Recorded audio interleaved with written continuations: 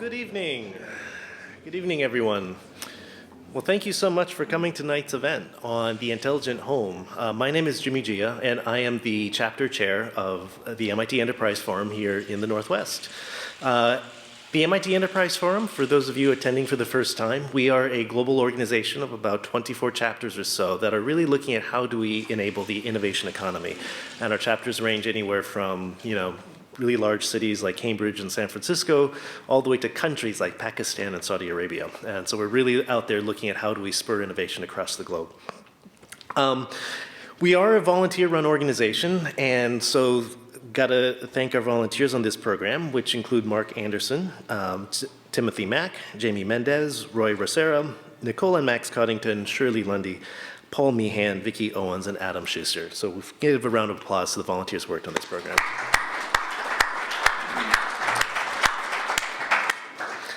And certainly, if you want to become a volunteer yourself and to help put on a program like tonight, please come and find one of us with these flappy things, and we'd be happy to talk to you about how to get involved. Also, thanks to our sponsors for enabling the programs that we have, which includes our season sponsors of T-Mobile and Artifact. The event sponsor tonight is Grant Thornton. The STEM sponsor is also T-Mobile. And program captains tonight is Stokes Lawrence. In-kind sponsors include Freelock Computing, the MIT Club of Puget Sound, and Puget Sound Video. So thank you, sponsors, for making tonight possible as well.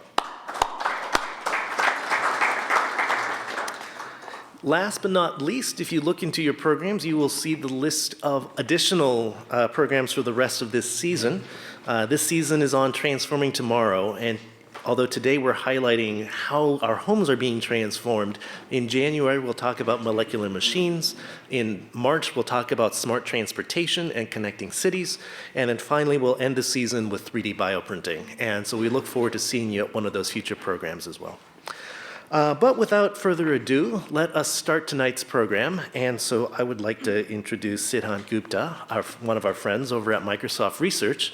And we spend a lot of time putting together not just the season, but also the program. And one of the great things is we get together before the program with the speakers, and we sort of talk about how we want the evening to unfold. And you've picked the right speaker and the right moderator when years and years ago, Siddhant, as part of Intelligent Homes, decided to instrument his entire home as a demo. And one of the other speakers, who they've never met before until this program, actually toured that home independently just to learn about what it meant to be an intelligent home. And so, Siddhant, the floor is yours. Thank you very much.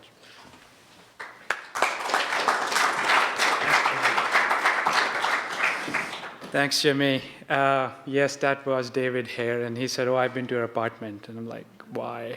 That was weird. And I wasn't even home. That's the really weird part. All right, anyways. Thank you so much for being here. I had a chance to talk to a bunch of you, and just a thrilling audience. And thank you, Jimmy and Adam, for inviting me to lead this panel. So I wanted to open this panel, which is about intelligent homes and smart homes, with kind of a quick vision of where I think we've come so far in smart homes, where we are and where we are headed, kind of in the next 20, 30 years. And you'll see also a little bit of where I think we might be in 200 years. And feel free to disagree on some of those things, and that will lead to a great panel. So I want to open with this quick video. This is a video put out by Corning Glass. Many of you may have seen this, but doesn't hurt to reiterate. And I want you to pay attention to not just the technologies and the awesomeness of the experiences, but start thinking in the back of your head on which of these technologies already exist.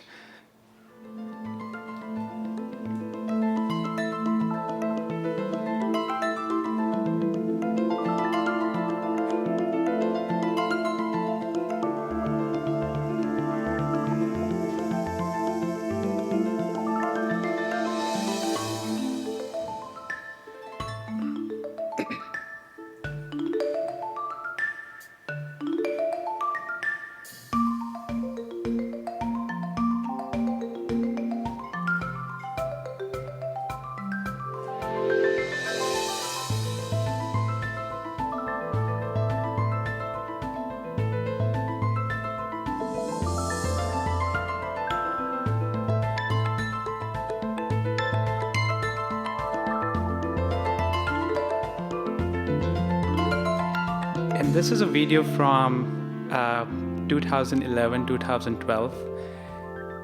And many of these things will seem trivial to many of you. Large screens, large screen touch displays, Skype calls, FaceTime, large televisions. And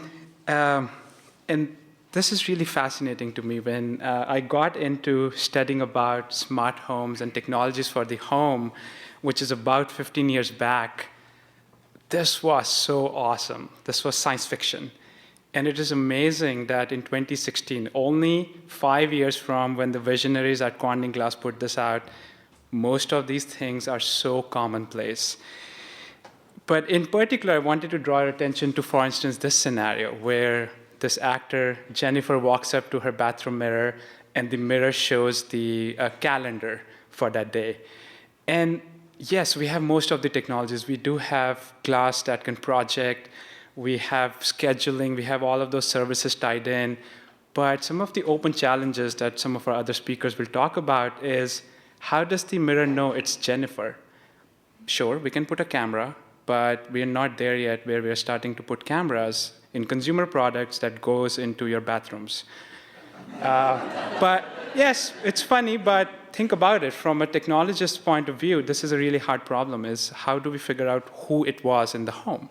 So there's still many open problems here. Similarly, the person puts the phone down on the countertop. Automatically, the video goes from the phone onto the countertop. And that's what we like to call is intent recognition, is how did the kitchen counter know that the next step, obvious step, was to take the picture of grandma and project it on the countertop. Still a little bit open problems there. This is kind of touching upon that holographic display, is looking inside the body in high definition. And VR and the AR space is just coming to the point where you might be able to do something like this. Not glasses-free VR or AR, but this is starting to happen. This is another really interesting one, is the home extends outside your home as well. It's the comfort, is where you take it. So this experience of the two little girls going out in the nature and then bringing back experiences to their smart home, it's kind of bridging that gap between nature and home. And again, the technology, this is again getting at AR, but some of the open challenges are, how does this tablet know where in the Pacific Northwest it is? Yes, there's GPS, but if you see how they pointed at a couple trees and the dinosaur pops up, we know how to do it, but we don't have consumer products doing it. We have it in the labs. And one of the things when you start looking at this, and one of the things that's changed over the past 4 years, is 4 years back, these two terms were synonymous: home automation and smart homes. So whenever I toured some of the most amazing smart homes of the world, there used to be a place called Microsoft Home. It was spelled OHM, as in a resistor. And you would walk in, some agent would say, "Oh, greetings, Mr. Gates." Well, not to me, to Gates. And the lights turn on, the television, the mood lighting turns on. I have all of that stuff now in my house, and I spent barely $500 doing it. So that is amazing. So smart home isn't home automation. Home automation is a small subset. And I would say, although we have not fully consumerized it, because there's still a lot of confusion around how to make a smart home, it was kind of a weekend project for me, and it took quite a bit of fiddling and hacking to get all the light bulbs to talk to each other and whatnot. But we're getting there. So from a futurist point of view, we can say home automation is done. We are there. We have the momentum. The industry will deliver. And here's a few examples of these home automation-like projects. The one you see on top left is someone on Reddit. I saw this on Reddit. Just a maker who maybe has an EE degree built one of those smart mirrors that you saw in the Corning Glass video. And then the smart things and all of these consumer products that have made home automation a reality today. The next phase in smart homes is going beyond just actuation. By actuation, I mean automating button presses, so the switch light turns on itself and so on, and going to a place where the home takes care of you. So here's a video, I believe it was Samsung that put this out, which demonstrate this really well. As you look through this video, ignore kind of all the fancy technology that you saw in Corning Glass. You'll see that repeated. But pay attention to the underlying tenet of that human connection that's present in this video. So the scene here is an elderly couple and how they connect to kind of their sons and daughters across the world.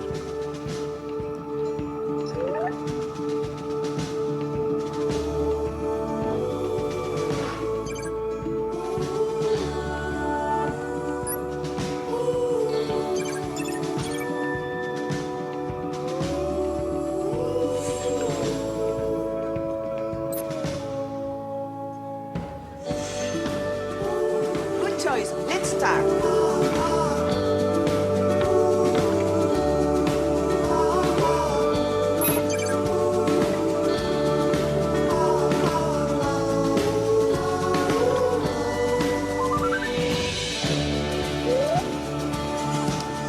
Especially this part, I think.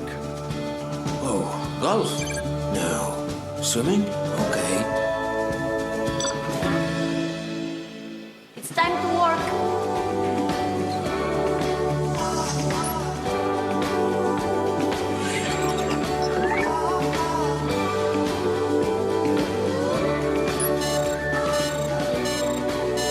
Don't worry, I know.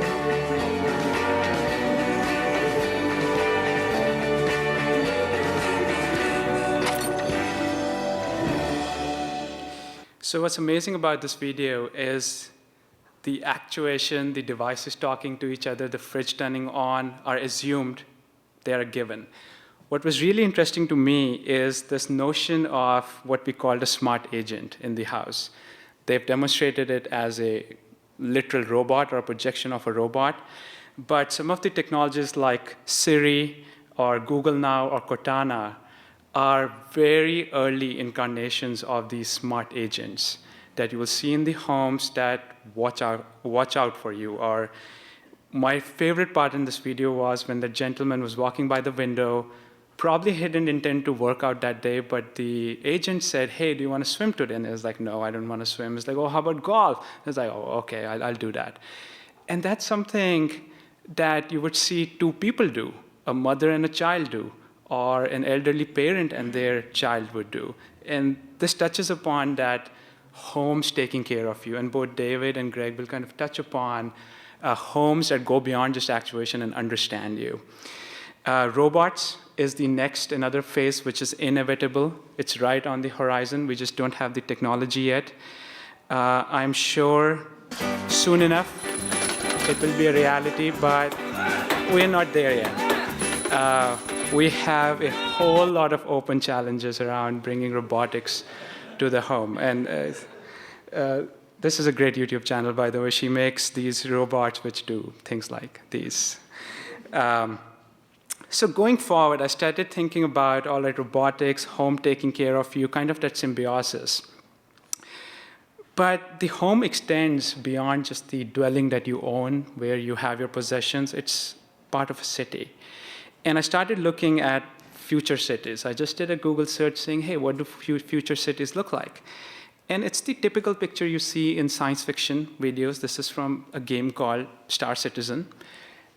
You see really long skyscrapers, high density, and that's inevitable. As the population grows, resources are scarce.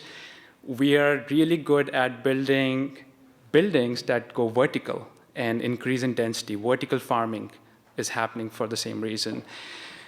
And here's another example of just a further industrialized version of that city, what they may look like. And we've all seen these. And I started thinking, you know, if you ask someone 100 years back, oh, what will Seattle look like? They didn't know South Lake Union will look like what it looks like now, dense, tall buildings. And that's the same extrapolation you can make today, about 200 years in the future. And then I started thinking that one day we will run out of space on the only planet we call home. And what will be a home then? And I pulled this idea out of a little bit Star Trek, a little bit of science fiction, is imagine if matter resequencing was a reality. So by matter resequencing, I mean you can make anything out of subatomic particles. So you say, hey, I want a potato, and a potato appears. You say, hey, I want a wall, and a wall appears.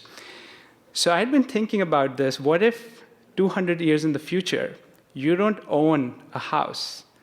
What you own are the bits and the software code on how to resequence. So when you go to IKEA or Crate and Barrel and say, I want to buy a sofa, I really like this one with this fabric, what they sell you is a piece of code that knows how to resequence matter and create that sofa. So the entire economy, I know it's hard to think about, but everything changes. I may not even own a house in Bellevue anymore. Maybe when I land in Amsterdam, I use the software that I own and paid for, and that's my possession, to construct my home instantly, and that's where I live. And I started researching whether this is super crazy. It is. But I started seeing the ingredients starting to appear a little bit. Even the ingredients are crazy.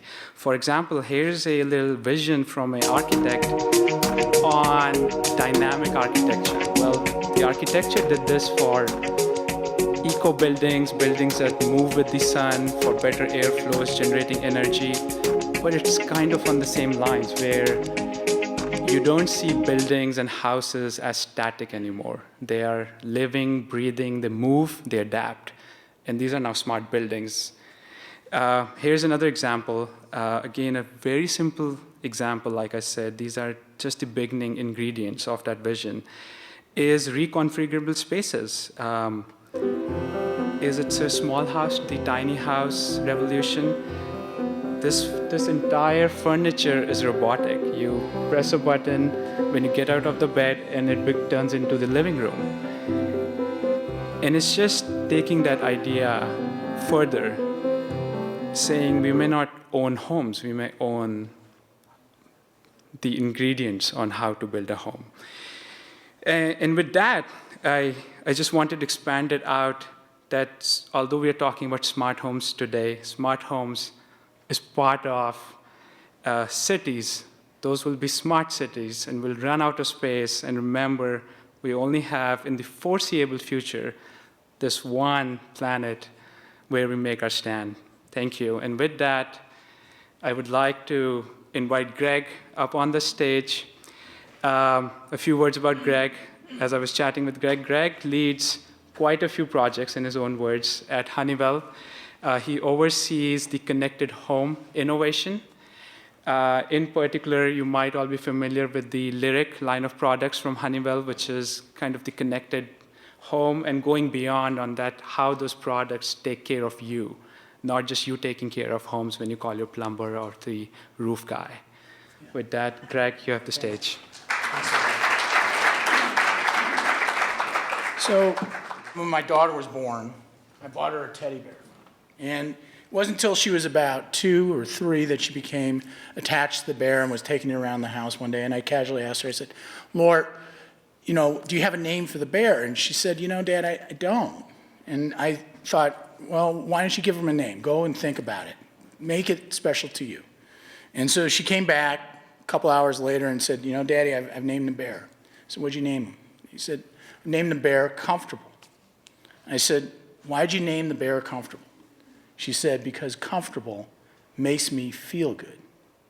Comfortable makes me feel good. And I really didn't think much about it until I got to Honeywell about 1.5 years ago. I hadn't really thought about that story much, but then I started to learn that comfort is a mathematical equation, and that comfort can be derived from a whole host of things that make us feel comfortable. We feel good not only because the temperature is right, the humidity is right, the barometer and the lighting's right, but we feel good because we ate the right food 5 minutes ago, or somebody complimented us on our hair style, or we got a huge number of likes on Facebook 2 or 3 hours before. And so I started to think about, comfort's been around for a long time, but what makes this special is that today, comfort is kind of married with the cloud and Internet of Things. And so the fact that we have all these data sets available to us, we can create a complex mathematical formula that says, I want to be comfortable. What does that look like? What does it mean to be comfortable? And how do I kind of derive comfort to do this home automation that Sidhan had said to do? Because at the end of the day, we are in our homes. And these are not houses, they're homes. They're special to us, and they have a personal connection to us. And our personal comfort actually goes with us where we go. And so I started to think about all these scenarios that were just mentioned. What if I took my comfort into a hotel room? Why couldn't I have the same comfort level in my hotel room as I do in my home? And all that is possible today because we're building devices at both the building level, at the house level, that talk to the internet. And that talking out to the internet collects a whole mess of data about what we're like and what we do and how we can predict ourselves so that before we walk into that hotel room, that room is set up to our optimal comfort score. It matches our comfort score at home. And so I believe we're in the very beginning of this. And for our company, it's about the device and bringing the device online and then building complex scenarios around that device that allow the person to be comfortable in whatever setting they're in, whether it's a house, whether they're in a hospital room, whether they're in a hotel room, or whether they're just walking down the street. I can tell you that this whole home automation thing has driven me crazy a little bit personally because I go around my house kind of thinking about how to destroy every knob, button, and lever in the whole place. I don't want to see any of it. Matter of fact, I was thinking one of the most more comfortable places in my whole house is in my shower. And if you think about it, I'm there taking a shower and I go, this feels really good. Why can't I feel like this all the time? What are the attributes that come from the cloud that allow me to make myself feel this way? And then I'm looking at the shower handle and I'm like, I don't need a shower handle. I could just have the shower turn on when it knows it's time to take a shower and preheat to the perfect comfort score. And I walk in, done, I'm good. And that same scenario can carry me into a hotel, can carry me into a hospital. And so we're looking at that as a vast kind of wide space to say, how do we predict your comfort? And we're going to use the cloud. We're going to use a whole set of data sets that may not even be at the outset, look like they go together. And we're going to draw algorithmic conclusions to predict your comfort so that you're at optimal comfort. So this is not without challenge, obviously. And I don't know if anybody has seen this, but anybody know what this is? Anybody? Sit down. You probably know, yeah. So this is wireless electricity. Wireless electricity that doesn't kill you when you stand between the two magnetic coils. This is probably one of the greatest hindrances to the current smart home invention in smart home scenario. There are about 120 million dwellings in the United States, and the vast majority of them have no concept of that. And a very small few of them have any kind of pre-wiring that will allow you to get power to places that need it, like shades. When was the last time you saw a power supply in a windowsill? It doesn't exist. So in order to make the smart home actually work, there's a lot of retrofitting that has to happen, or we have to build new. And so if you kind of have wireless electricity, now you've got a way to kind of elegantly get to that without a whole lot of effort. And the more effort you have to pay into retrofitting your house, the less likely you are to do it. So this actually is a demo of a light bulb on wireless electricity from around 2008. And it shows you where we are vis-a-vis having this actually embedded in a shade in your house that then can go up and down because you're wirelessly creating a wireless magnetic energy between the two coils there. So I think about this and I think, well, with Sidhan's view of the world, this becomes very small, very efficient. It becomes baked into your paint, potentially, on the walls of your house. And you create these magnetic electrical fields all over the place that then can power devices for the smart home, which allow you to get the data that make you feel comfortable. So the other half of this is that I've come to the conclusion that the human race is generally lazy, and that that goal to become lazy has led to a lot of these automation scenarios. And this is a classic one for me because I have a coffee pot. I'm too lazy. I forget about putting coffee grinds into it. So in the morning, I find myself grinding coffee, swearing at myself, saying, "Why didn't I remember to grind a coffee? Because there's just a little bit." And so I buy a bigger holder for the coffee grinds, for the coffee beans, and I find out that that lasts a week, and I also forget to fill that. And then I go out and I buy this huge thing that has a month worth of coffee, and guess what? A month comes by, and the 32nd day, I'm out of coffee because I forgot to do that. So how do I automate the supply chain for my coffee maker? This is what I'm thinking. And I think, well, at some point this becomes ridiculous because I'm not going to put the thing on the right on a counter in my kitchen because, again, it's my home. I want a personal connection to it. It's not an office building. So I look to the Internet of Things and IoT and automation to solve this. And one of the ways I do this is I say to the coffee pot on the left, I'm going to put a Wi-Fi connection in. I'm going to talk to the Internet. When you're out of coffee, I want you to dial up coffee.com. They'll deliver it in an autonomous car. The drone will come out, unlock my smart locks in my house, fly in while I'm at work, dump the coffee in, grind it up, I'm good. And now I've automated part of my supply chain that makes me comfortable because in the morning I want my fresh coffee. So if you think that these are far-fetched ideas, they're actually not. We're thinking about these things. And, there's a whole set of social and emotional issues that tied to that scenario that we'll have to overcome as a society. But at some point, we will have most of our physical supply chain in our house automated for us, whether it's the groceries that get delivered, the garage door that goes up and down automatically when somebody steps on our property, to all kinds of things that can happen.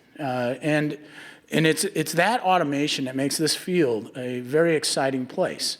Tied in with those big data sets around us, now we can do predictive analysis, and it just makes us feel comfortable. It makes us feel like we're in a home that we draw comfort from. And that kind of brings me to the next piece, and it kind of reiterates what we just talked about, was we've got to have, this is where industrial design kind of comes into the whole smart home. When we have the devices today, they can't make it look like a house. They have to make it look like a home. And so there's an aesthetic value to these devices today. There's a design pattern behind them that we look at to make sure that they all have that aesthetic pleasing consumer feel to them so that we're not inadvertently turning our homes into industrial houses, because a house is a place where you go to do things that you don't want to do. Like nobody says I'm going home to clean the gutters. They say I'm going to my house, I'm going to clean the gutters, right? And we at Honeywell are looking at all these design elements as a way to elegantly integrate the automation piece without making the home into a house. And so, and again, it's all in the notion of making you feel comfortable.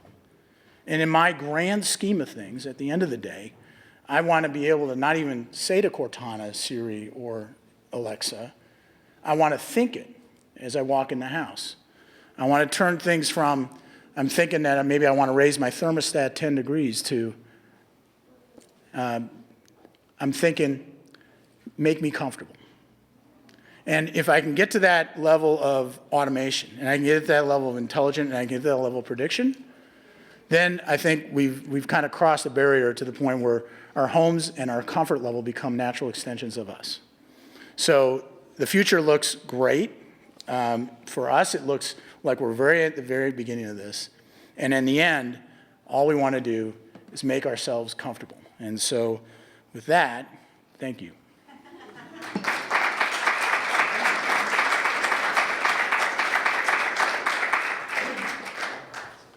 In September of 2012, in the early days of my current startup, I woke up in a sleeping bag on the floor of a music studio in Palo Alto, California. And my co-founder, Gene, and I set out to tackle a new market. This was a new buzzword called the Internet of Things, the next shift in computing. Now, it turns out actually 87% of people don't know what the Internet of Things means. So let me tell you. As you've heard earlier tonight, the Internet of Things is connecting everyday objects around us, like our lights and our locks, our appliances, and our homes.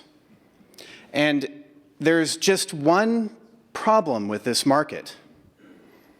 Before you can experience what an Internet of Things is, you actually first have to go out and buy an internet-connected thing. And why would you go buy an internet-connected thing if you don't know what value it can add to your life? So on that morning of September in 2012, the idea that I woke up with would solve this problem, this chicken and egg problem, by giving you a thing for free that you don't actually have to go out and buy. How did we do this? I came up with an idea for an app which could reimagine spare smartphones and tablets into free internet security cameras. The technology that my team built was amazing. You could actually use this to watch live whatever's happening back at home while you're anywhere in the world. You can get motion detection videos, and it's all automated in a way that you don't have to be watching your video feed all day long, because no one wants to do that. And you can also talk back to the people and the pets who are nearby your camera. So finally, in an Internet of Things, this was a thing, and you could get it for free. Now, as soon as we got it out there and started hearing the stories from our users, I realized that my original perspective on this market was all wrong. We had created a new thing, but I soon found out that the Internet of Things is actually not just about things. So while I was enamored with how cool it was to check in on my house from anywhere in the world, the stories that we were getting from our users were really about how they were connecting with other people and their pets. And this thing they had, this app, was just a way to connect with what mattered most to them. So early on, one parent had a quadriplegic daughter, and this app gave her the confidence to go to the grocery store for just a little while and leave her daughter independently at home. We had another woman who today is up to 12 cameras, and she uses this at work to keep an eye on her 80-year-old mother who has dementia. One of my favorite users, Jerome, actually passed away earlier this year, but he used this app to unravel a string of elderly abuse cases in his assisted living facility in Rochester, New York. So these are people who were desperate for solutions, and so much so that they found and they downloaded an app off of the App Store to help them stay safe and stay connected. And all these stories made me realize that what matters most is not about the gadgets. It's not about the technology. This new world that we're entering today is really all about the people, not the things. And ahead of us, we are facing a looming crisis. As the 78 million baby boomers age, the number of people who need to be cared for is going up much faster than the number of caregivers who can supply that care. By 2035, the number of people over the age of 75 in the United States living alone is going to nearly double. And this lack of supply for care and the high demand for care is going to naturally dictate that the cost of care is going to continue to skyrocket. And this problem is going to affect every single person in this room. And the problem is actually much worse in China. In China, they're about to have as many seniors as the United States has people.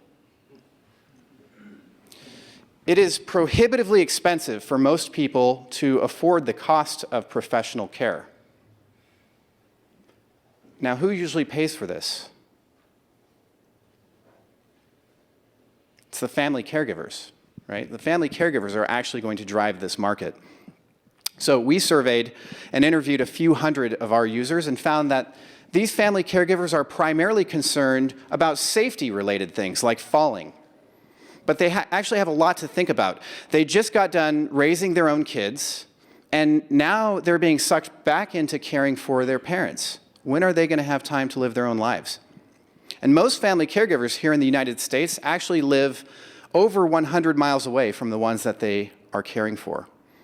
These are people who want help, and they want support, and they don't want to feel guilty about not doing enough, but they just can't afford the cost of professional care. Caregivers across the country are getting burned out, plain and simple. And that's leading to a decrease in quality of care, and that's leading to higher medical expenses. Now, the senior, on the other hand, even though they are losing their eyesight and their hearing and they have arthritis, they're not so concerned about the risks that they face, but they do feel the strain of psychological challenges. They can feel lonely, but they also don't want to be a burden on the rest of their family.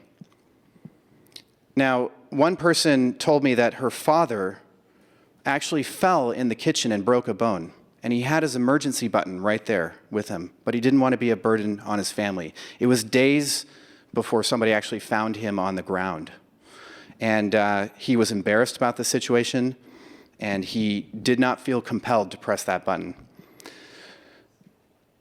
If you map the caregivers and the seniors to Maslow's hierarchy of needs, you'll find that the caregivers are primarily concerned about the stuff at the bottom of this triangle. And I see it's washed out here, but let me describe. The caregivers are concerned about physiological needs like safety, like food and water. Did Dad take his medicine this morning? Did Grandma get out of bed? And safety. There was actually a woman who stopped me in the streets of Bellevue, and she was frantically asking me, "Have you seen my mother?" Now, I had no idea what this woman's mother looked like, but we searched for about a half hour to 45 minutes. Her mother was actually found on the wrong floor of an apartment complex trying to get into an apartment that looked identical to hers. Those are the problems that the family caregivers are facing. It's really about safety.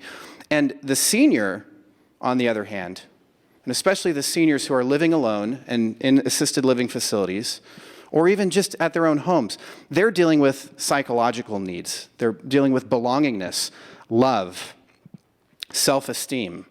At the top of this triangle, completely washed out there, is self-actualization. And that means achieving your full potential. When it comes to achieving your full potential, so my beautiful wife, Samantha's grandmother just turned 102 years old a few weeks ago. And Samantha called up her grandmother and said, "Hey, Grandma, anything new and exciting happening?" And her grandmother said, "Not everything needs to be new or exciting." So the challenge to you is this: how do we get these seniors, like my wife's grandmother, up to the very top of this triangle? What we actually need to do is solve all of the other layers first. What we need is solutions that target both the basic needs, letting the caregiver know the person is physically safe, and the psychological needs, making the senior feel loved and connected and wanted. We have to provide continuous care, even when the caregivers live so far away. And a key to this is that both the seniors and the caregivers have to buy into this solution. The family caregivers are putting in their time and money, and the seniors have to feel comfortable with having internet-connected gadgets around their house. But I want you to remember, this is all about people. It's not about the gadgets. It's not about the things. And if we don't find a solution, this problem that we're facing today is going to get worse and worse. Now, some people believe that the Internet of Things will come to save us with connected sensors and devices and robots. And we know how that story turns out, at least in today's world. So the people who think the Internet of Things is the answer are only partially right. But the Internet of Things can't solve everything. You see, everyone who's taking an engineering approach to this market is focused only on the bottom of Maslow's triangle, which is definitely important. Activity sensors can tell you if a loved one is getting out of bed or physically alive. There's connected pill boxes, which can remind a senior to take their medicine and then remind their family caregivers that they didn't take their medicine. And entry sensors can notify you if grandma with dementia is wandering off again. And then there's temperature sensors and gas meters that can detect if the stove has been left on too long and automatically shut things off. But those are good use cases, and you have to go beyond that. Because in order to deliver on both the physical needs of the family caregivers and the psychological needs of the seniors, you have to include people. And you have to form new connections between people that deliver love and self-esteem. You have to go beyond the things. That says love and esteem, by the way. So so if you start with Internet of Things, you actually quickly realize it's not good enough. Even the name Internet of Things is not good enough. Let's break that down. First, you have Internet, which is like your central nervous system, connecting stuff from point A to point B. And then you have things, which is like my hand, able to sense and control the environment around me. So there you have it. That's basically the Internet of Things. It's a hand. It can sense and control, and it has some nerves. Now, I'm convinced that this was predicted in the mid-1950s when the Addams Family unveiled their character called Thing T Thing. Do you really want Thing taking care of your parents when they get older? So the obvious question here is, what's missing? Where is the brain in all of this? Well, it turns out the brain is in cloud computing. Computers in some far-off land, or even maybe in a router locally, but it's running applications, bots, in the background of your life, and adding a layer of intelligence to all of these things. Cloud computing actually enables us to add thoughts to things. And since the phrase Internet of Things is literally missing a brain, I personally prefer the phrase ambient computing, which is a term coined in the late 90s. So for example, with the data flowing from activity sensors around the home, today we have the ability to learn a person's patterns and behaviors and know if those patterns are changing or breaking unexpectedly. You can't do that without adding thoughts to things. And if you look at the history of the internet, it started out with a similar, very heavy engineering focus, but it evolved with it a set of killer apps.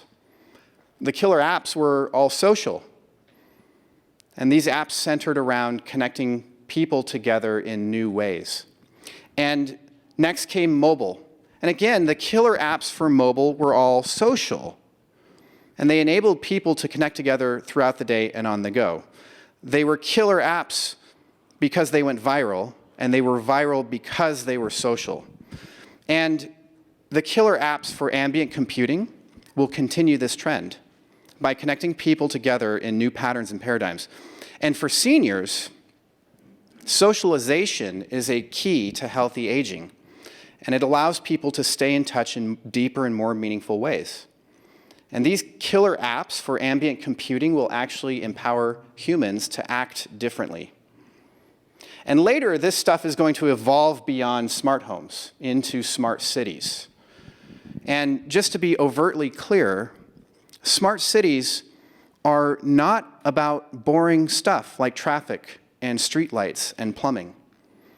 Any truly smart city will have with it a foundation and a framework for providing care. And everything that we are doing today in the Internet of Things market is a subset of providing that care. So to wrap this up, I believe there are really three main components to any solution that's going to solve these care problems. And the first is a feeling of connection. It's this feeling of connection that will make these killer apps that are social, that are viral, feel like a gift to seniors instead of a privacy invasion.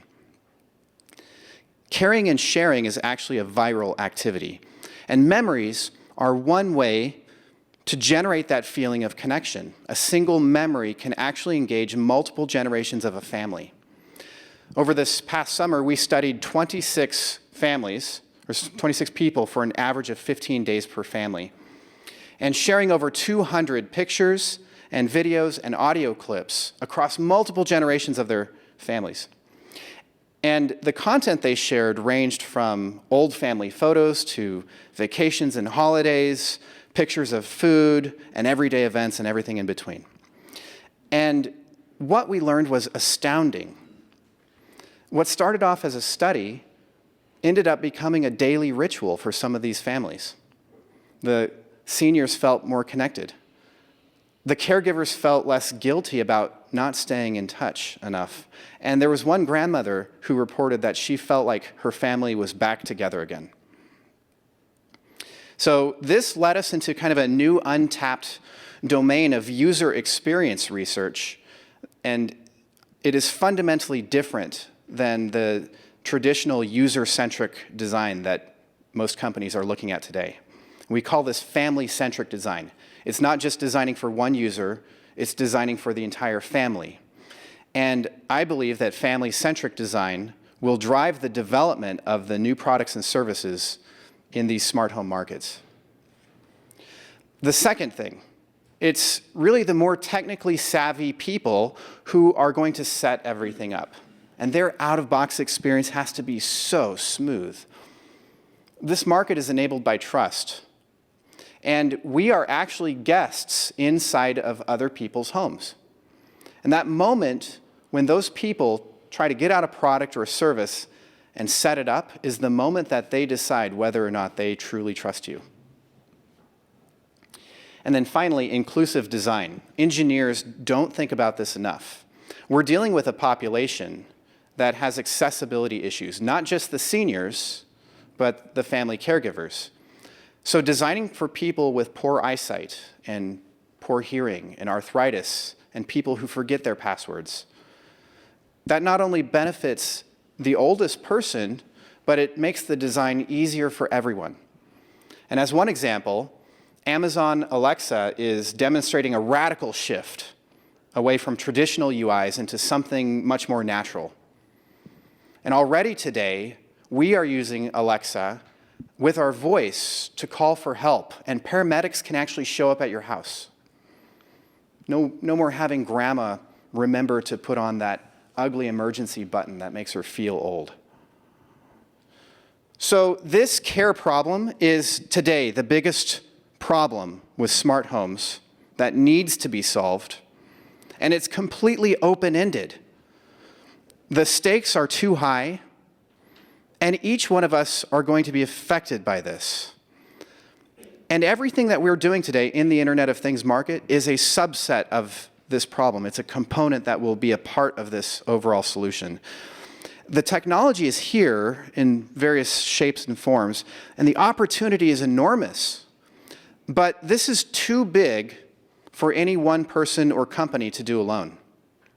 We all need to come together to create the right solutions. But I want you to remember that this is all about people.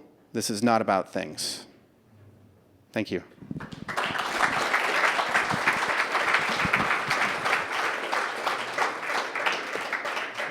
All right.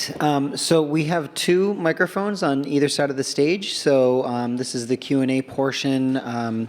We've got some things that I think they're going to discuss themselves as well, but we really do want to hear from you guys. So if you have any questions, please just form a line in front of the microphones and we'll get right to you. I think that was a phenomenal, two very different vantage points. Round of applause for our speakers. Thank you. Thank you, David. Thank you, Greg. Before I come up with questions, do we have any questions in the audience? Any thoughts about the future, present, past smart homes, about senior care? Yes, please, go ahead. So one thing that I'm particularly interested in is the, not even necessarily the privacy aspect, because the main reason that that's a big issue is the security. With stuff like that, the Mirai botnet, or that the one where all the cameras almost DDoS Twitter to death. How can we handle security in these types of products? Good question. Awesome. You want to go first? Well, go ahead, because I want to ask a couple questions. Change your default password. So the Mirai botnet attack that we witnessed a few weeks ago on October 26th lasted 2 hours and was a result of people not changing their default Telnet passwords. And this Mirai source code is available for anyone to download and try out themselves. So, but it, yeah. No, I was going to say the same thing, but I'll tell it a little differently. My uncle lives in an apartment building. I asked him who his internet provider was. He told me Linksys. So, you know, it happens up and down the whole spectrum. People are fundamentally lazy, and they don't want to take security as seriously as they need to. And I think that's part of it. But there is a history here. The Internet of Things devices historically have been built by industrials. And those industrials have always considered cost and power as precious commodities. And so a lot of the older devices, especially in buildings and some of the older controls, they actually don't have the horsepower to do some of the advanced algorithmic encryption that we expect to see out of our advanced security systems like a computer. They're not computers, and they should not be treated as such, but we're connecting them to the internet. And there's an incredible awareness now. As a matter of fact, I even read an article last week that called for the US government to regulate Wi-Fi thermostats as a consumer group, because they were worried that exactly what you talk about. You get 40 million of these things in a house, in various houses, and you can create a lot of disruption. And so I've seen it. My developers at Honeywell will tell me they'll open up a camera, there'll be no password or username. Just connect, and baby cam, boom, up on the internet. So it is a problem, but you have to be self-aware, and you have to secure yourself as much as you can. A lot of people ask me about the privacy question. And what was your name again? I'm Bobby. Bobby. Bobby, companies like us really don't care about Bobby. That's the first thing. We really don't. And I'm not, I'm saying that tongue in cheek, but there's a point here. We're not interested in Bobby. We're interested in the 7 million Bobbies that do the same thing so we can draw patterns on the data. And when I was at Microsoft, we were very careful not to collect that information. I know that that's still a policy. And we're interested in the larger kind of ecosystem that we can go and automate things with based on 10 million Bobbies. We're not that particularly interested in you. There might be the nefarious person every once in a while that'll go after the individual, yes. But as a general rule, these bigger companies like Google and Microsoft and Amazon are looking at the broader data sets to draw conclusions on to help people's lives. That's really what they're trying to do. So. Okay, thanks. So my question is for Mr. Gupta, and my question was, with the recognition on like the mirror, what were some like the alternatives to recognize a person? Because I thought like maybe like a fingerprint would work, or maybe like an RFID, like you could wear it on your like wrist or your phone maybe. I was thinking like, what were other alternatives that you guys like thought of? Yeah, that's a great question. I'm sure Greg and David will also have some inputs. This also touches upon privacy a little bit. There's a whole lot other biomarkers that can be used to figure out who it is. For instance, you can do what we call gait analysis, for instance, how someone walks. So imagine, I don't know, you're on your computer and someone else in your house is walking by the corridor. You already know who it is in the house. And you can do that with sensors, for instance. Well, Kinect is still a camera. Kinect still needs to look at it, but this is more of a acoustic or a vibration sensor. So it is not invasive in the sense that it's a camera, which people are starting to open up to, but it's still a little privacy issue. There's that. RFID is a really good example. There's a whole movement of what's called body modification, where people just like tattoos or piercing, actually put devices inside them. And RFID tags has been one of that's taken off, where you do a little slit and you put it in, and you can get it done at a tattoo place. So there's a variety of ways.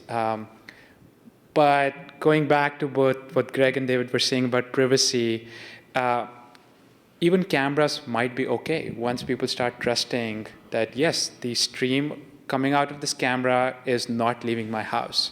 If you can be sure of that and you know you are in control of where that data is going, it might very well be okay to put a camera in places that are not okay as of right now. Anything to add, you guys? Yeah, I mean, this is your most powerful Internet of Things device in the world, right here. And we take this for granted, that we don't think it's an Internet of Things device, but actually it is. And what happens is that location services on there is an incredibly powerful tool. It is a sensor that puts me in a location that helps automate my life and make me feel comfortable, potentially, or helps me with my patient care. And so, you know, we've already given up a lot of privacy because we have these. And I think that over time we'll be more comfortable with that as long as companies can make it anonymous to others, so that then that personal identification doesn't come back to personally haunt us in any way. So I think this, and then this is also a very powerful device, because once this starts reading our biometrics, we can now control our environment based upon our personal preference that we set up on our phones. And those two things seem to be what I call the personal sensors. I know that Under Armour and other companies are looking at, you know, clothing to measure things. Those are all just part of the evolution of having sensors everywhere that then help us track and then kind of triangulate us back into that personalization that, you know, we need or we want. Right? Yeah. Awesome. Thanks, guys. No problem. Hi, am I on here? Yeah. My question is about the software that glues all this stuff together. And I'm thinking about things like IFTTT. There's a Microsoft product, I think it's called Flow. There's another one from Apple called HomeKit. I wonder if you could speak to the evolution of that, where we are in the evolutionary process there, and are we headed to open standards?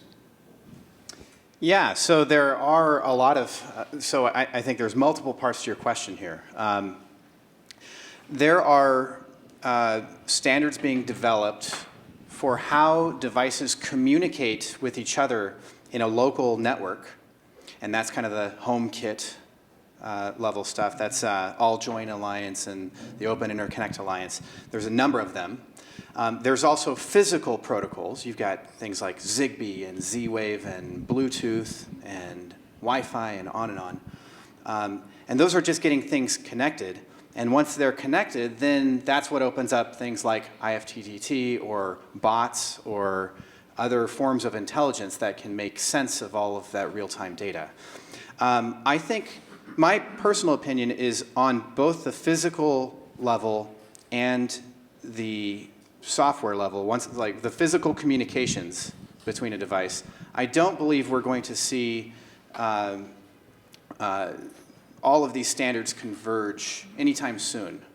And the reason why is because each company that has their own physical protocol going, or each alliance that has that going, for example, Bluetooth or Zigbee alliance, they have sunk millions and millions of dollars into that, and there are thousands of products that already exist. These products aren't just going to go away overnight. They're going to continue to grow that ecosystem. And I also believe the same can be said for the types of software protocols, like once you actually get into your local area network, how do products actually communicate with each other at that level? And that's where we see things like HomeKit, for example, starting to evolve. And I don't see convergence at that level anytime soon either. I think that Apple has millions of dollars sunk into HomeKit, but then there's Samsung out there. And actually, guess what? A lot of manufacturers don't trust these big internet companies. Really? So, why would I want to give, as a large manufacturer, or even a small manufacturer, why would I want Apple to become my brain? So you're basically saying get used to living in a silo. I think that there are two places of convergence for the Internet of Things. There's your local router or gateway, which can converge multiple physical protocols and software protocols within your home. And then there's the cloud, which can converge other clouds and connect with other devices. But those are the two convergence points today, and I think there are many companies making great strides in pulling all of these protocols at all different levels together. My company is one of them, but there's many out there that do this. Do you have the same opinion? Yeah, Greg? no, I mean, manufacturing, yeah, we're very leery of the main software manufacturers coming in and doing things, but there's so much divergence today, and it's so fragmented that there is that opportunity for someone to come in and standardize, joining the device to the internet. Okay. Telemetry would be the differentiator. The amount of data and the algorithms that run inside the device, those are the things that a manufacturer like Honeywell would be most interested in maintaining, because that is a patentable type activity. But for the periphery, it's okay to allow these other organizations to have those standards. I do worry very much about not the Internet of Things, but the Internet of Trash. Because what will happen is as these fragmented organizations kind of drift away, you'll end up with all these devices with no physical capability of talking to anything, and potentially still connecting to the internet with no control system in front of them. So, we do live in that kind of world if we don't start to see some of these standards that then can be maintained through the decades. And it is about longevity. I mean, your house doesn't get torn down every 5 years. It's not a software mentality. So your buildings have devices in them that have been there for 50, 60 years. The building itself is probably 70 or 80 years old. And so it is a long-run mentality, and there is a big install base. And so things like gateways and converters and seem to be the kind of, the norm for the day. Right?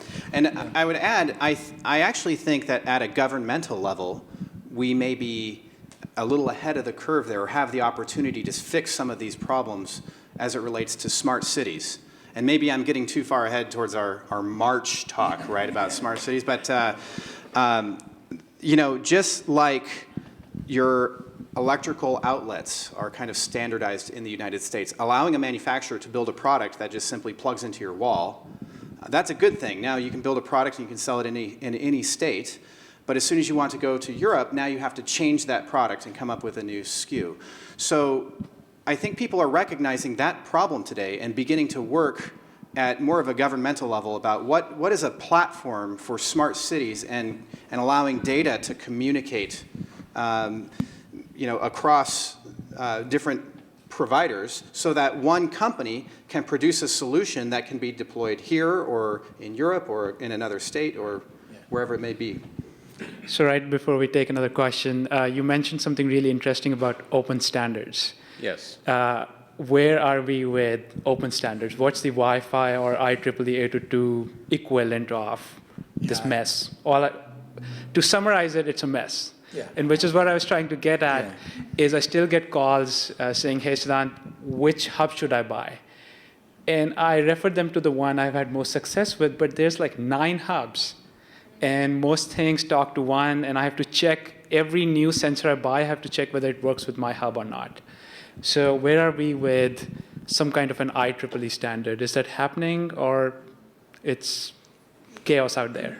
You know more probably about this than I do. Yeah, so it is kind of chaos still. But actually, I think, so in the past, we saw things like Zigbee, right? And the Zigbee Alliance had a lot of internal political conflicts going on and resulted in a lot of different profiles. And so you could claim, oh, I'm Zigbee compliant, but now your device can't actually talk to every other Zigbee device or even to a gateway that claims that it supports Zigbee either. It has to support not only Zigbee, but the right profile. So now, this is all being cleaned up with Zigbee 3.0, and that is built on the IEEE 802.15.4 wireless communication kind of specification. But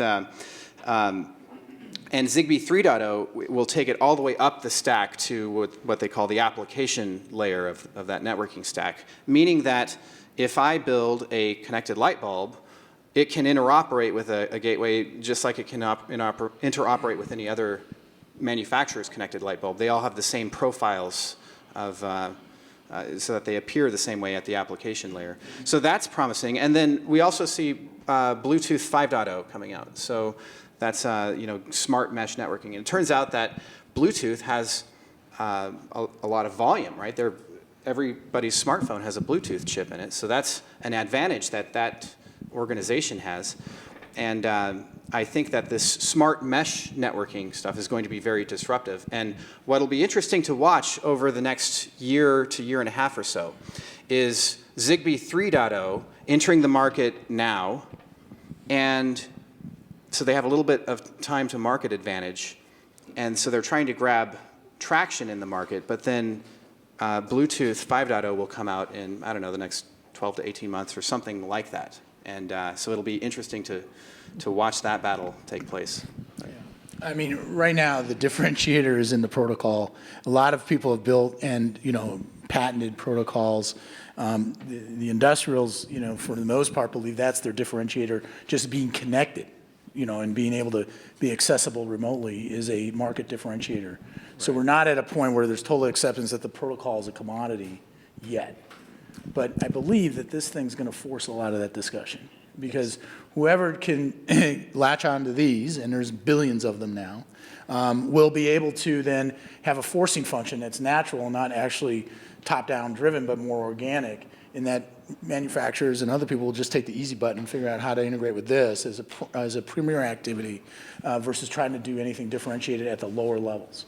Okay. It's almost like you go back to, I'm trying to make an analogy, maybe like, your networking stacks. Everybody was, back in the early 90s, they were all excited about, their switches were the differentiator, their hardware were the differentiator. Mm-hmm. And eventually, people got bored with that, or people drifted away, and there was a natural progression that, no, it's the routing algorithm, it's the data, it's the software piece that controls that's the differentiator. The hardware is all built the same way. It's 10 different chips, because all the chip manufacturers drifted away. There's only 4 manufacturers. Right. And so that progression will happen in the Internet of Things as well. But what you don't have is that easy rip and replace activity, because you've got these legacy devices happening. They've been around forever in these buildings. Thank you. Yeah. I've got one more thing to add to that. So if I ask my mother, for example, hey, Mom, would you like this Z-Wave device better or this Zigbee device better? And you know what she tells me? Z-Wave. She says, I have no idea what you're talking about. In order to reach the mass market, the protocols don't really matter. What matters is the out-of-box experience. People have to set it up, and it has to be reliable. Those are the two things. And everything else on top should be the intelligence in the cloud.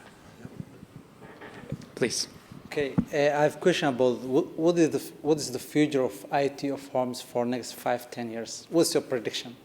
I'm doing research to predict how it will be, so I need to get some input for what are the scenarios, how the home will function next 10 years. So what are the scenarios for the home over the next 5 to 10 years? Is that the question? IT. So in our research, there are really 3 things that people care about. It's security, and I'd include safety in there. Safety and security are actually 2 different things, but let me keep going here. So safety and security, comfort and convenience, and care and wellness, health and wellness. So when it comes to security, security is making sure no one's breaking in your home while you're not there. Safety is making sure that your home and the infrastructure is physically okay. And then comfort and convenience is totally related to energy and water management. And Greg, you're the expert at that, working at Honeywell. Yeah, so I have this nightmare that recurs, that I begin to sound like my dad, and I'm talking to my grandkids, and I said, when I was your age, I remember I had to turn the thermostat up and down. I remember I had to get off the couch. And my grandkids probably don't even know what a thermostat is, because all these kind of sensors or activities that we're doing by hand today are going to be integrated into the control units and be controlled by other sensors and our patterns of life. And so for me, 40, 30 years from now, there's just going to be this continuum of automation around us. We'll be in these little cocoons of automation. We'll get in our self-driving car. We'll have the heat turned to the right level. We'll be able to go to the airport because our phone tells us we have an air reservation, a flight. we'll be able to come back home and the lights will be turned on to the right level, the TV will be on the right place, the toaster will be making toast, and the coffee will be going off. And that's all because 5 days ago, the cloud learned all these behaviors about us and adjusted our house to turn the coffee maker off or on an hour later. And when I go traveling, I don't have to worry about time zones anymore because my biometric reader on my wrist will tell me exactly what I need to do at a time that then prevents jet lag, right? And I think that's for me is kind of the aha moment when we started to do this. And I think that's the exciting part of this. And the fact that we're so far away from that today is actually something that I'd like to be part of in the next 10, 15 years. So for me, that's So it. one scenario I would add to about the 8 or 10 year timeline is all of the convenience, but like David mentioned, around care and healthcare is pervasive health monitoring, where kind of going back to that agent concept where someone's watching over you. A couple of years back, when I was still a grad student at UW, we did a project where we showed you could use signals from a Wi-Fi router that are just bouncing off around the house to actually get the breathing and heart rate of individuals in the home. And that's just the beginning. And we were trying to demonstrate that you don't need a sensor on the human. You don't need a bedside sensor.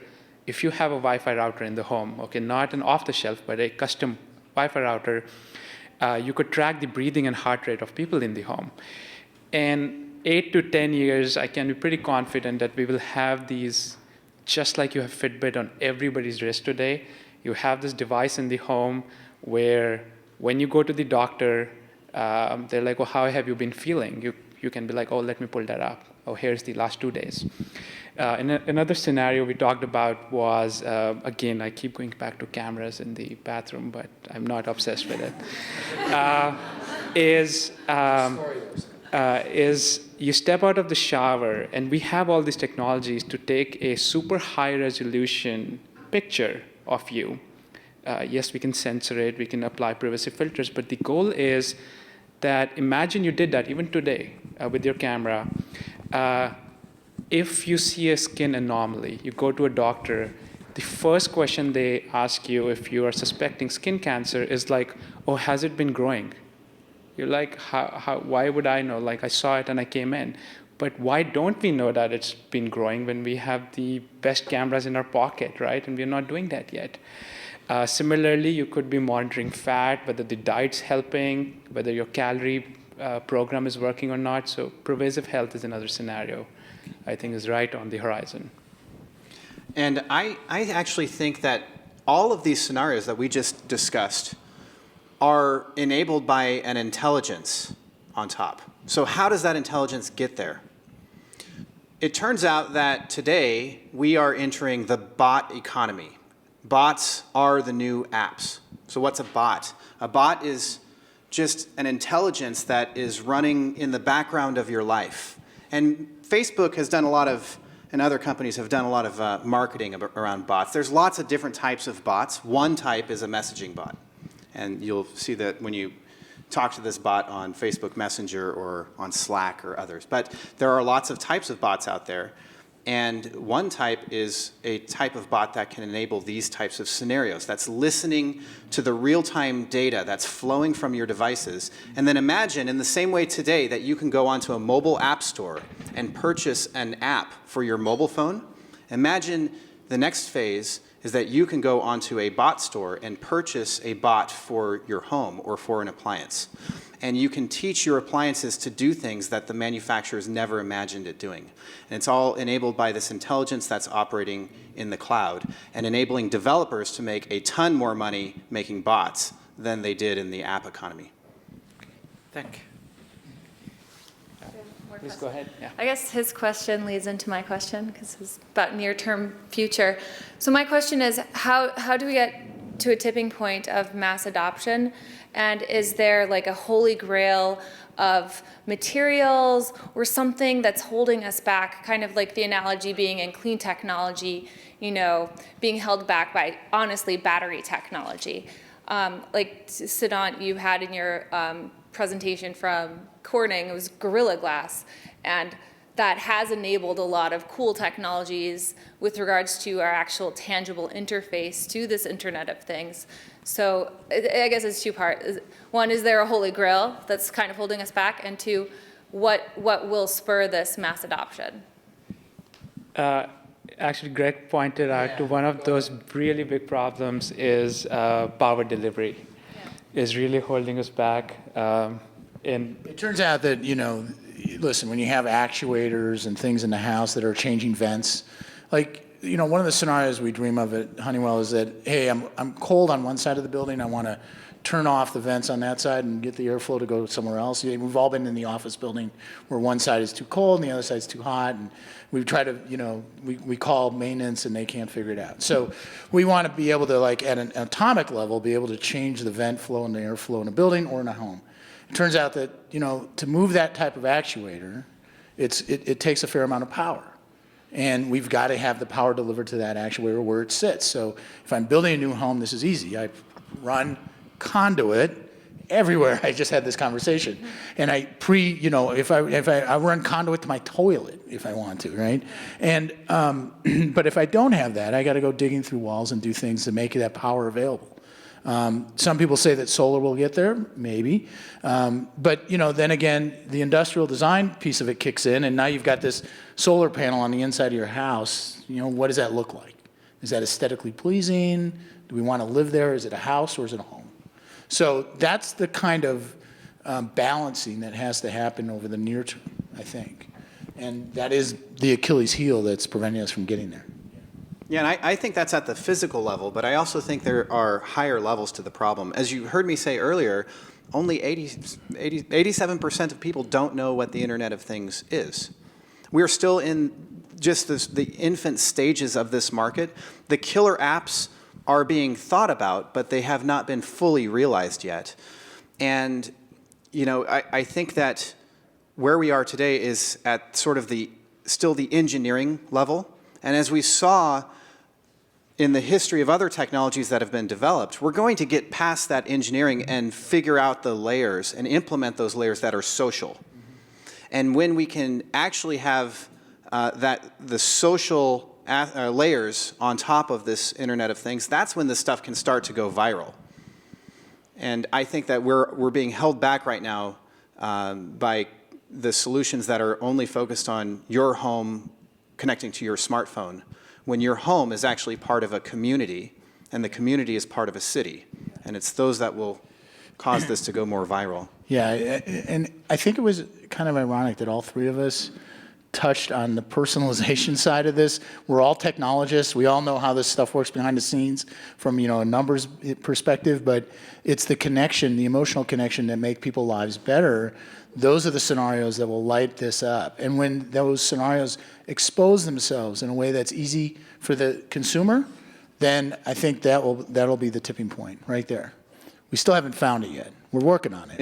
It's family social networks and it's community social networks. Those are the two layers. Even for security systems, I can tell you that we're looking at ways that the community can monitor themselves, so that when someone ends up on my doorstep, maybe if you're my neighbor, you'll get an alert on your phone. You can look out your window to see who it is. Or when a package arrives on my doorstep, I can get you a picture to show the package is there and you can go pick it up. That kind of social network activity is something we're always thinking about building into all of our products at the home level. To leave you with just one thought on the power side of physical side of things. We've been looking at, Greg mentioned solar panels and how ugly they might look inside the home. So there was some research that came out of just our backyard, University of Washington, where they took the idea from, I don't know if you've seen this clock from the 1800s, it's called the Atmos clock, and it runs off changes in biometric pressure. And they took that idea and built a contraption where over the course of the day, just the natural pressure changes are enough to charge up a small battery for a in-wall sensor to ping once a day saying, oh, the structural integrity is right. So it's holding us back. There's quite a few things that's holding us back, but there's little innovation in all of those pockets. thank you.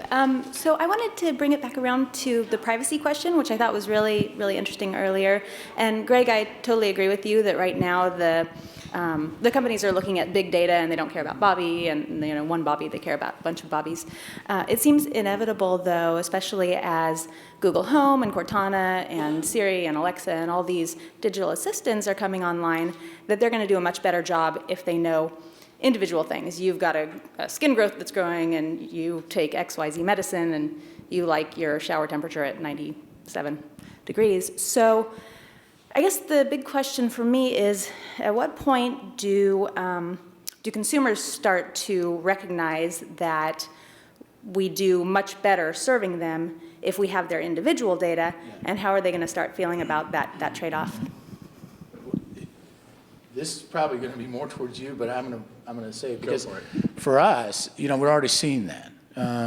Thermostats, they sit on the wall, they're connected to the internet. You can go buy one today at Home Depot. We put one out about 2 weeks ago. It connects to the cloud.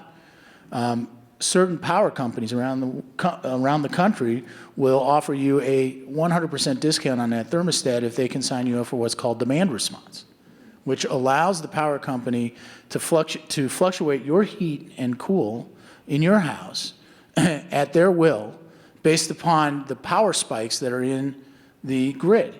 Now, this is a big problem for power companies. I don't know if anybody knows what demand response is or have heard of it. You obviously have. But, they go through these fluctuations in the power grid, and it can actually take the whole power grid offline if too many people turn on something at the same time.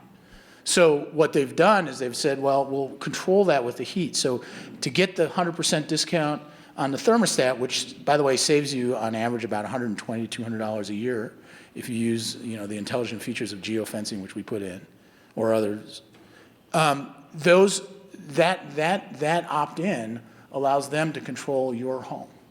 So we're already seeing it, and those are the little cracks that are coming out. And it's a double whammy, because what happens is if they can control your home that way, then they're not going on the open market and buying power, which is, I think the last time I looked at it was like 7 times more than normal power rate.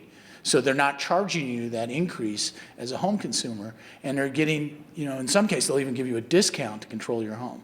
So it really does come down to the enticements of the consumer that then will give up that privacy aspect. And there's going to be ways to chip away at this over time. It's inevitable. People will buy into it, and they'll give up more of their privacy for more automation and control, I think. Then, I don't know, maybe... Yeah, I agree. I think that it's all about educating the consumer about what the value is and what value they are getting out of this. And we have seen over time people giving up more and more of their data in exchange for value, right? So, and you see this every time you go shopping on Amazon, and then you head over to Facebook and you see the same advertisement pop up for the thing that you just looked at on Amazon. I mean, there are things that you're already giving up about yourself in exchange for the value of having access to these services. And so I really think that it's demonstrating to the consumer that there is value. And also, there are some psychology mechanisms that you may be able to apply to this. So for example, if you make a person feel part of a group and you show that that group of people acts all in the same way, and they're giving up some, or they're doing something in their home, right, to share data out of their home, and now they're getting this benefit back. I think that one individual person is going to feel more compelled to act in the way that the rest of the group is acting. And that's a social activity. That's where these social layers come in to help educate consumers around us what the real value is. And just to add a quick thought from my kind of user experience perspective, that tension always remains, where between privacy and value, and you just have to up the value.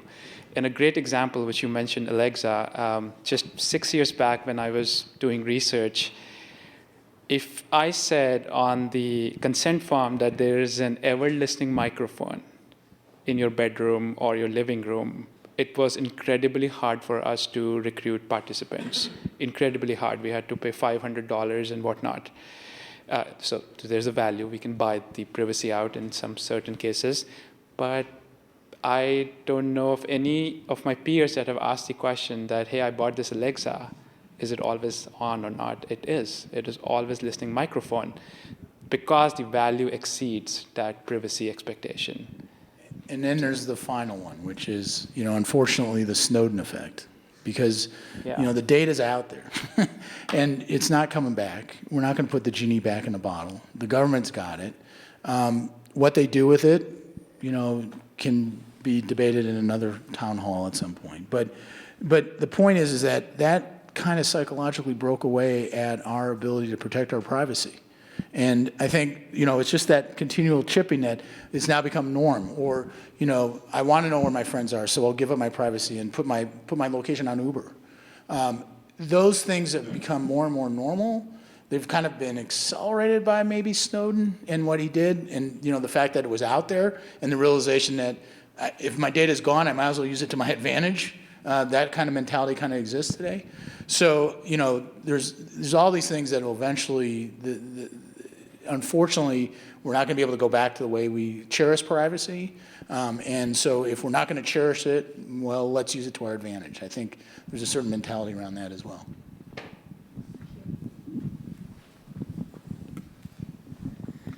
Boy, I, for one, can't wait till I can give up some of my privacy because I spend way too much on Uber right now. So I work at a user experience firm, and a common thread that I've heard over and over is, it's about the person, it's about the people.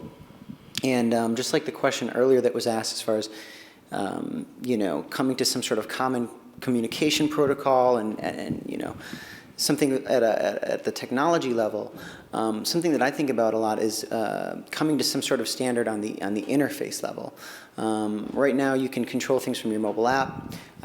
You can control things from your voice using Alexa and Google Home. There's gesture-based interfaces with devices. You can stick an Amazon Dash button on top of your appliance. Now your appliance, has this additional functionality. So there's all these different ways to interact. And the video that you showed of those smart homes of the future, very interesting. But, like Greg said, you just want all the knobs and all the buttons to be gone. What happens when that occurs, though?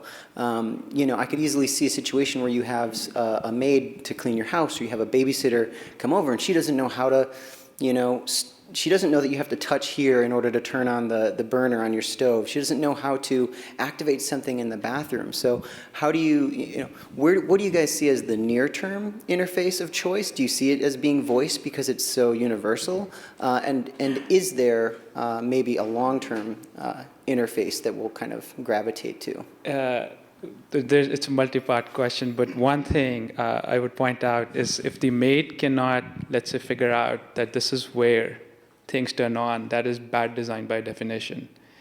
And it would maybe sell for a few days, but then someone will supersede it. And we've seen it. The things that stick are just extremely well designed, where the design speaks to you and you instinctively know what to do, how to handle that device. So that's just bad design. I think that's not the problem. If the knobs go away, the knobs will be replaced by some other form of knob. So if we brought someone in from the 1600s and in a time machine, we can make the same argument that they will have no idea what this thing is, and if they turn it on, the sun appears, right? They have no idea. So I think that's just good design will automatically lead to that standardization. To me, the long term is about thought. There should be sensors that read our brain waves, figure out what we're thinking, and I should be able to look at something and say, open the refrigerator. Isn't that a privacy issue? It is, but I've already given up my privacy long ago. So that's the long term. In the near term, voice to me seems like it's the natural thing. And the reason why I know it's voice is because my mom and dad, they live down in Palm Springs during the winter, and I went down to see them last year, and they have iPhones, they have Siri, they could use them, and yet they're talking to Alexa all day long. Why? Because humans are inherently lazy. So instead of pushing a button to tell Siri what to do, they'll just naturally talk to Alexa. And Alexa's their best friend, right? She tells them the weather. She reads them the news in the morning. She plays a favorite song. She tells them that it's time to go to their doctor appointment. So, I think that the voice activation in the near term is going to be the mode of choice, because Alexa will go everywhere with you. She'll go into the car with you. She'll go to your doctor's appointment and read your medical records. Those are all things that I think voice will do, and in the very long term, it's going to be down to actually getting inside the human being and just being able to think things and have them actually result in something. And voice is kind of becoming the norm if it's not widely used, but there's a really funny video on YouTube. It's a prank in an office where someone printed that it was an old HP LaserJet, and they posted saying this printer has now been activated with a voice module. So when you come in, you can just say your print and it will print. And then they record people screaming at the printers like, print, print. And although it's a prank, but as a scientist, I was looking at it, I'm like, this is so fascinating that someone read the sign and so many people were expecting that to be real, because we expect to talk to our devices now. So it's starting to happen. Yeah, it's getting back to bots again. Conversation as a platform, not your mobile phone as a platform. It's at my house, I'm actually controlling my lights and my thermostat and my appliances with Alexa, and it's great. Some days I can get up and there is no interface. My house actually knows when I get out of bed and I start to get ready in the morning. And what does it do? It disarms my security system. The perimeter was armed while I was sleeping, and it knew when I was going to sleep. And in the morning, it will turn on my hot water kettle for me so I can make some coffee, which is nice. And we're starting to add all of this intelligence that things are just starting to happen without, it's almost at the level of thinking, but it's, it was kind of pre-planned that those outcomes would happen. But sometimes I'll yell down the hallway, hey, Alexa, turn on my hot water kettle. And it says, okay. And then I've got myself some hot water. I mean, it's really natural and it's very intuitive. It does take some education to teach people, yes, it's okay to talk to this device in the house, but as Greg was saying, this stuff is going to go everywhere. And then now we've seen Google Home come out with their competitive device. And it's good to have competition in this market because it'll advance it faster. Yep. Thank you. My name is Liana Antonovich. I'm a management consultant. I run a company, Koperniki, advising primarily technology firms. I'm also an equestrian coach. In both of my professions, I want people to become smarter and more capable. I don't want them to be comfortable or lazy, which is totally contrary to some of the value propositions that clearly have been outlined today. However, Internet of Things or Internet of People might not be that bad. Along the comfort and laziness trends, what are abilities or features of functions of Internet of Things or Internet of People that are out here today, or maybe something that's cooking in the R&D, that will enable people, men and women, elderly and children, to be smarter and stronger than older Romans? That's my question. Yeah, that's a good question. Just one thought I had, as you said, that you don't want them to be comfortable but smarter. I personally don't put those two things at a competitive category. I think when Greg was saying we're inherently lazy or be comfortable, the way I interpret it is we like to automate things. We like to put our time elsewhere. So I would say the same argument could be made for washing machines and dryers. That yes, I can wash them by hand, but I would claim that the fact that I don't have to spend 60 minutes, I am becoming smarter because I'm working on newer things. I'm maybe browsing the internet, I'm reading a book, but that's one argument to be made.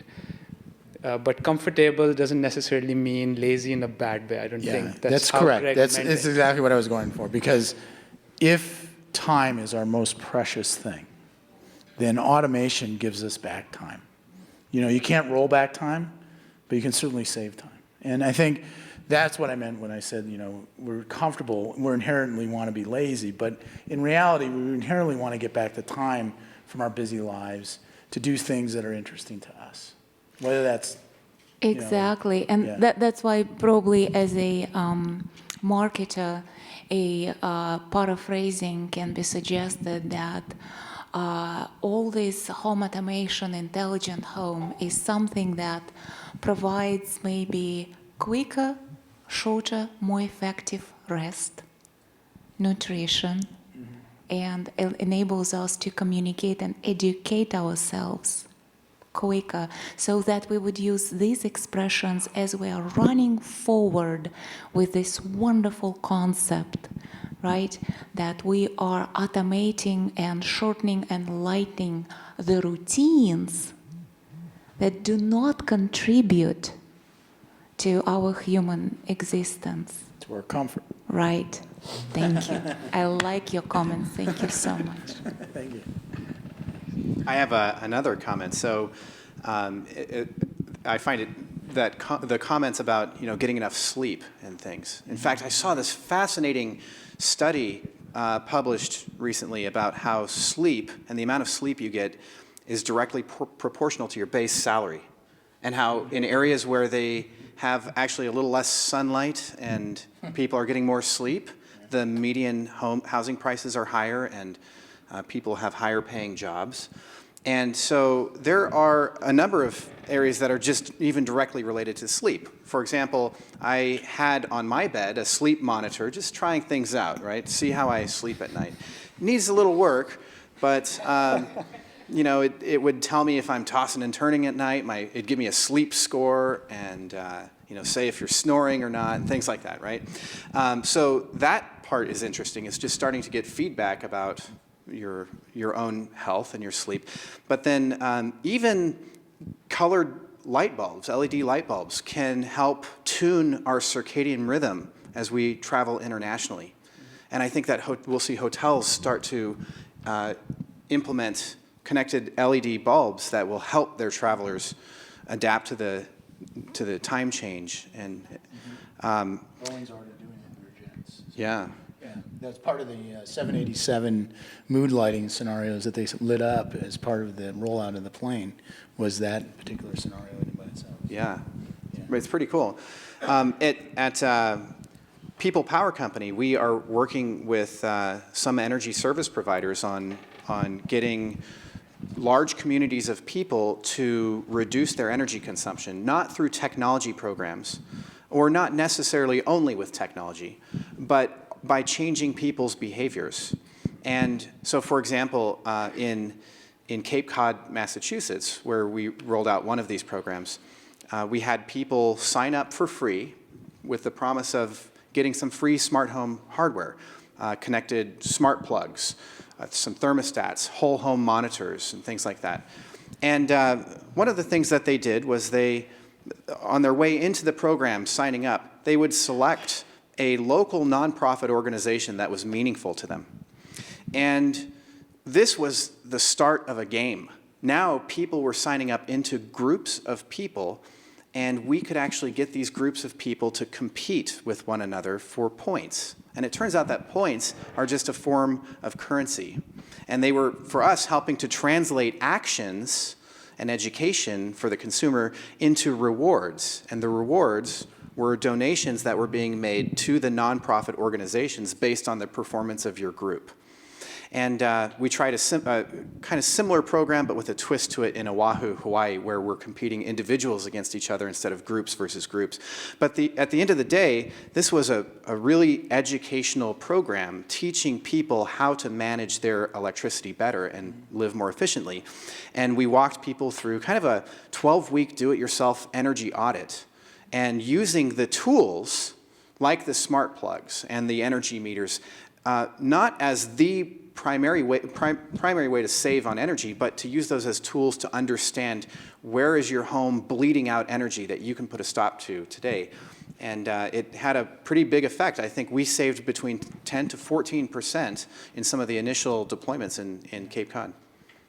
There is this concept of unplugging. And, you know, in a room full of technologists at Microsoft, when asked what they can do for Ariana Huffington, Ariana replied, "I want you to build technology for me that helps me unplug from technology. I want you to build technology to help me unplug." But yet still, and when asked, like, what did that mean? She actually didn't say, "I want to forget about everything." She actually wanted to remain quite connected, but unplugged. And so I think there is a set of near-term technologies that even today, from an Internet of Things perspective, can help people unplug from technology but still feel connected. And so, you know, we don't know quite what they look like, but all the building blocks are there to do it. The intelligence of the phone, to the cloud being able to build, you know, algorithms, all that will come, and there'll be these things that people will want to unplug but still stay connected, and somebody will figure that out, and that'll be one of those scenarios that help people get back time, right, or peace of mind, or feel more comfortable. So. Please. Hi, I have like two questions. My name is Annie, and the first question is, what would the scenario you will imagine if, like, in the future, everybody get used to the IoT world, and then suddenly we are run out of your resource, out of electricity? What would the scenario that be? And the second thing is that, what's your communication strategy toward different fields? Because I have a question thinking that, take a caregiver as an example. Usually people who get most value from that is the people who cannot afford it in general. So, but it's a really fascinating idea that you can like IoT your world. But one thing that bothers me the most is like usually the people who can get most of the value from it is those who cannot afford it in general, or even though they don't know the concept about that. So I'm very curious about what's your strategy for communication. Thank you. Yeah, so on your second question there, especially for senior care and caregivers, as you might have seen in my presentation, the cost of care today for family caregivers is astronomical. And so a $30 a month or $40 a month or a $50 a month kind of charge to instrument your loved one's home is pennies compared to the thousands of dollars that people are faced with professional care.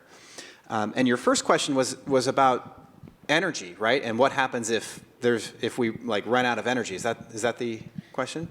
So I think that our energy production as a human species continues to grow rapidly. And if we run out of energy, then the Internet of Things is definitely not at the It's least of our worries. Yeah, it'd be like what would happen if? I mean, we would already be in that situation today. You wouldn't be able to buy anything with Visa or MasterCard, or the entire economy would shut down. Yeah. But I do worry about how the Internet of Things contributes to the energy drain. Like in the advanced scenario of the coffee maker that I gave, that's a tremendous amount of energy that it takes to do that end-to-end scenario. And the question then becomes, can we produce that amount of energy to light up all those scenarios in scale? And what would it take? And so for me, it's about reducing the energy consumption in other areas where we're not as efficient today. We certainly have the opportunity to shrink that consumption down to an efficiency level that then allow us to do this other energy activity around these advanced scenarios. power companies today like PSE and others, they really don't have a whole lot of options available to them to expand their energy production because the lines only have certain capacity. So what they have to do then is rely on the masses to go and install smart things in their homes that help regulate the inefficiency of that energy so they can get more power to the people across, and that becomes much more efficient. So there are kind of constraints even in today's grid that prevent us from, going all out with every scenario. But there are also technological advances that will help in mass reduce the energy consumption through these smart home devices. So. And just one comment. In your second question, you mentioned how many of the communities or individuals that can benefit from some of these are the ones that cannot afford it. And that's been always true for any innovation or technology.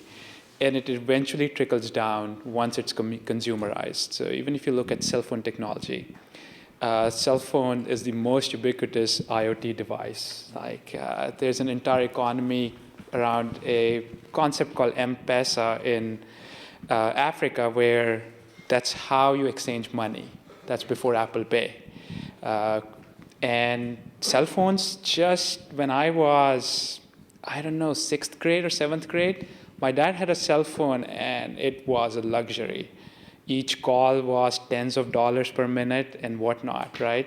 But it took only 10 to 12 years for that to trickle down to the masses. And that's just always how innovation is. It might start at the top, but it will trickle down if it is actually useful to humanity. I see the Internet of Things today disrupting existing industries with price points that are undercutting companies that could have somewhat of a monopoly in their markets. Like take ADT, for example, the security company, right? So my co-founder and CEO, Gene, early on in our company's history, his mother actually had her house burglarized twice. So he went out and bought a security system for her home. And it only cost him $1,800 up front, plus $50 a month or so. Might have been 60, but I'm going to stick with 50. That's a lot of money. And now what we're seeing is because these connected sensors are becoming more ubiquitous and lower cost, we're seeing other service providers come in with things like a security play that is less than half the cost of what some of these previous security companies have established. And part of that is also in the past, with you've had to have an actual call center sitting between you and your home, and we didn't have these internet-connected things. If something happened at your house, it would dial up over a phone line to the call center, and then the call center would try to get a hold of you, and then they'd call the police. But now you even have the option of do-it-yourself monitoring, which is even lower cost than the professional monitoring. And your house can actually talk directly to you and to your neighbors and alert people that there's a problem. And it's things like that that are creating disruptive price points in this industry and will continue to do so. And I think we're out of time. Great. Any last thoughts on, just any closing remarks on privacy, IoT? We're at the beginning. Come join us. It's going to be a hell of a ride. Awesome. Well, thank you guys. This has been really enlightening. We really appreciate the time that you've given to us, and yeah, it's going to be very exciting to see where this technology leads. Thank you to everybody who came out tonight. I just wanted to remind you guys we have 3 more events this year. We have Molecular Manufacturing is on January 18th.